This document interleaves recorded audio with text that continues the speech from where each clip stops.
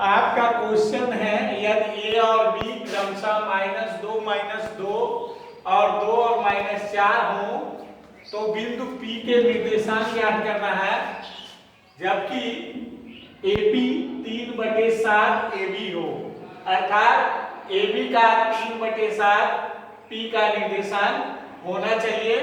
AB पर ही P रेखाखंड स्थित है।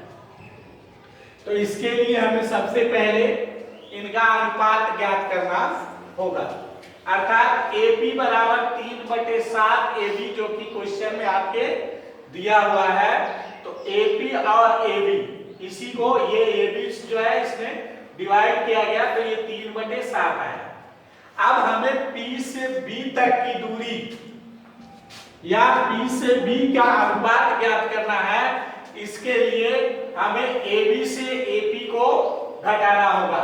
AP का मान 3 है और AB का मान 7 है, तो 7 से 3 निकालेंगे तो हमें PB का मान अनुपात मालूम हुआ 4। तब AP बटे PB बराबर कितना हुआ? 3/4। अब P के निर्देशांक के लिए हम मान लेते हैं कि P के निर्देशांक x और y है। तब विभाजन सूत्र के द्वारा इसको हम मानेंगे x1 y1 और x2 y2, इसको मानेंगे और m1 और m2, यानी जो इनके अनुपात हैं उनके लिए m1 3 और m2 जो है 4 रखेंगे। तो x y के निर्देशांक के लिए m1 x2 plus m2 x1 अपान m1 प्लस m2, ये आपका फार्मूला है। और y के निर्देशांक के लिए m1 y2 plus m2 y1, तो ये और अपान m1 प्लस m2।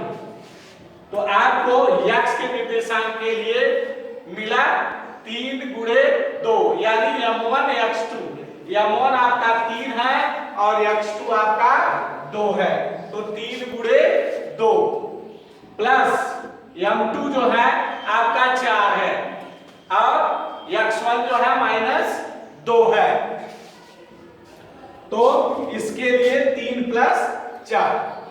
अब y के निर्देशांक के लिए आपको लेना है m1 जो ये 3 है और y2 जो है क्या है? -4 है, तो 3 × -4 लिया और प्लस m2 y1, तो m2 आपका 4 है और y1 जो है -2 है, इसलिए 4 × -2 और अपान 3 + 4। या x के लिए ये देखिए 3 दूना 6 जो वहां दिखाया गया, 4 दूना 8 -8 है और नीचे 3 और 4 का योगफल 7 है।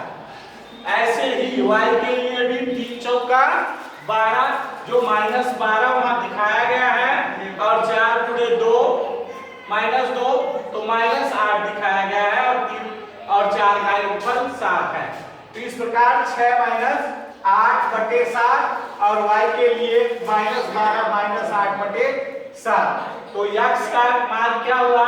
चूंकि यहाँ प्लस चिन्ह वाला संख्या कम है और माइनस चिन्ह वाला संख्या ज्यादा है, इसलिए माइनस चिन्ह ही आएगा। 6 से 8 निकालेंगे तो -2/7 और -2 से -8 निकालेंगे तो दोनों जुड़ जाएंगे, लेकिन चिन्ह उनका नहीं बदलेगा, -20/7। अब इस तरह से बिंदु P के निर्देशांक x y का मान होगा -2/7 और -20/7। यह आपका आंसर हो जाएगा।